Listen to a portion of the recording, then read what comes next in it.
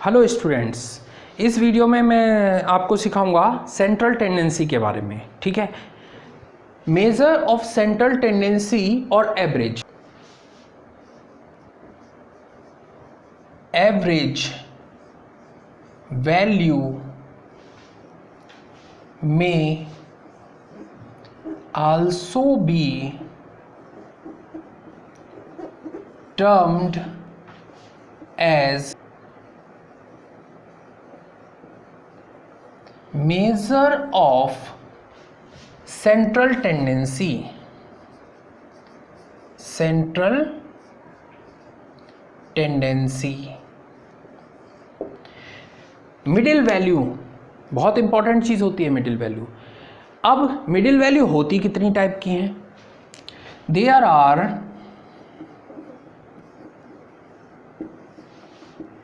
5 types of averages. ठीक है, 5 type के एवरेज होते हैं। पहला कौन सा है? Arithmetic mean. दूसरा मीडियन। तीसरा है mode. Fourth geometric mean and fifth है हार्मोनिक मीन। हार्मोनिक मीन, ठीक है।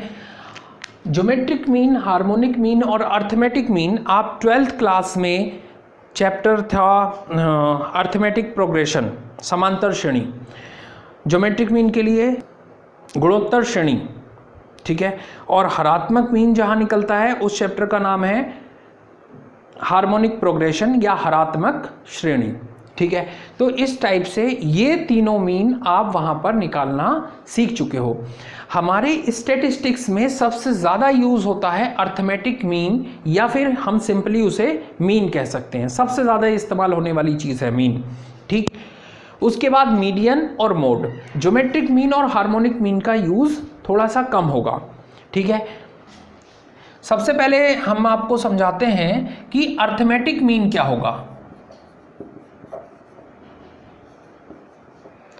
अर्थमेटिक, ये जो मीन होता है इसमें सारी वैल्यूज को ऐड करके टोटल नंबर ऑफ वैल्यूज से डिवाइड कर दिया जाता है। सिंपली अभी तक आपने यही सीखा हुआ है, ठीक है। लेकिन यहां पर उसमें कई टाइप के मेथड बन जाते हैं। पहली चीज तो ये समझ लो, इसे डिनोट कैसे करते हैं। It is denoted by x bar, small x bar या कैपिटल एक्स बार, आप जैसे चाहें वैसे लिख सकते हैं, लेकिन एक ही सिंबल को फॉलो कीजिएगा, ठीक। दूसरी बात, यहां पर आपको मिलेगा डायरेक्ट मेथड। डायरेक्ट मेथड, अब डायरेक्ट मेथड क्या होता है उसको मैं आपको समझा देता हूं। If x1, x2, x3 and so on xn are values of variate। पिछली वीडियो में बताया था वेरिएट कौन सा होता है। जो क्वेश्चन में कॉस्ट थी उसे हमने वेरिएट बोला था। तो वेरिएट जो होता है उसको हम x से डिनोट करते हैं। तो x1 से लेकर xn तक ये सारी वैल्यूज वेरिएट हो गई, राइट। कितनी वैल्यूज हैं? n।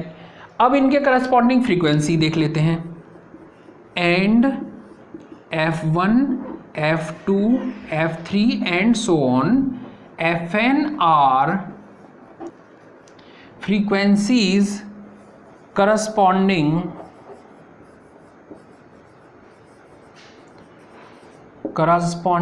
to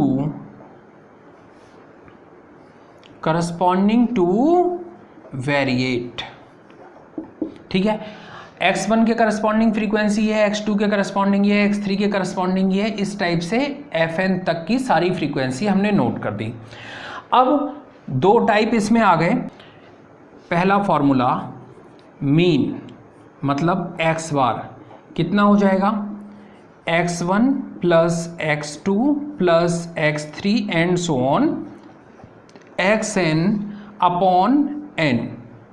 यहाँ पर अगर हमें फ्रीक्वेंसी गिवन नहीं है, ध्यान से समझिएगा, अगर हमको फ्रीक्वेंसी नहीं दे रखी है, केवल वैल्यूज दे रखी हैं, तो हम डायरेक्टली ये फॉर्मूला अप्लाई करके मीन निकाल सकते हैं। इस फॉर्मूले में क्या किया है हमने, सभी वेरिएट्स को ऐड कर दिया है और जितने वेरिएट थे उस नंबर से डिवाइड कर दिया है। ठीक है, जब मैं इसका क्वेश्चन कराऊंगा तब आपको और अच्छे से क्लियर हो जाएगा। इसको हम लिख सकते हैं summation x i is equals to 1 to n upon n। ठीक है, ये इसकी शॉर्ट फॉर्म हो गई। अब दूसरा फॉर्मूला वो कैसे निकलेगा, वो तब निकलेगा जब वेरिएट के साथ में फ्रीक्वेंसी भी हो, दोनों एक साथ में हो, तब दूसरा फॉर्मूला यूज करना है। तो उसमें क्या होता है, x1 f1 x2 f2 x3 f3 and so on xn fn divided by f1 plus f2 plus f3 and so on fn। सारी फ्रीक्वेंसीज को ऐड कर दिया जाएगा। तो यहाँ फॉर्मूला बना summation f i x i is equals to 1 to n summation i is equals to 1 to n f i. ठीक है, ये दो फॉर्मूले हैं जो कि डायरेक्ट मेथड में यूज होते हैं। यहाँ पर हमें केवल वेरिएट और उसके करस्पॉन्डिंग फ्रीक्वेंसी से ही क्वेश्चन को सॉल्व करके मीन निकाल लेना है। अगर सिर्फ वेरिएट हमको दे रखा है तो हम वेरिएट की सारी वैल्यूज को ऐड कर देंगे और नंबर ऑफ वेरिएट से डिवाइड कर देंगे तो हमें मीन मिल जाएगा। ये रहा फॉर्मूला, इसे लर्न कर लीजिएगा। दूसरा फॉर्मूला है जब वेरिएट के साथ उसकी करस्पॉन्डिंग फ्रीक्वेंसी भी दे रखी होगी तब हमें सेकंड नंबर वाला फॉर्मूला यूज करना होगा। ठीक है, अर्थमेटिक मीन फाइंड करने का सेकंड मेथड क्या है,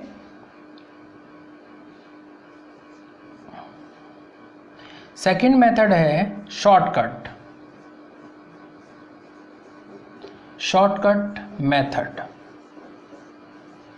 ठीक है, इसमें हमें क्या करना होगा, हमारे को मान लीजिए कोई डेटा दे रखा है तो हम उसमें अपनी मर्जी से कोई मीन मान लेंगे। ठीक है, कि इस पूरे डेटा का मीन ये नंबर हो सकता है और उससे हमारा एक्चुअल जो मीन होगा उससे कितना डेविएट है वो कैलकुलेशन हम इस मेथड से कर लेते हैं और हमें एग्जैक्ट मीन मिल जाता है। तो arithmetic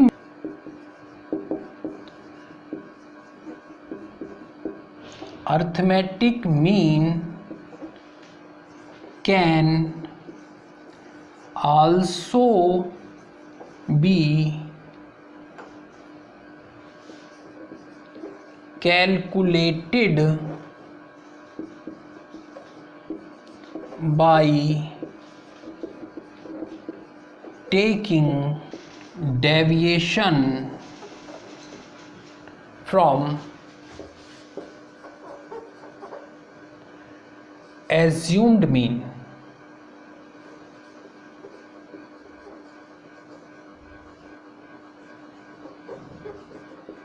assumed mean capital A.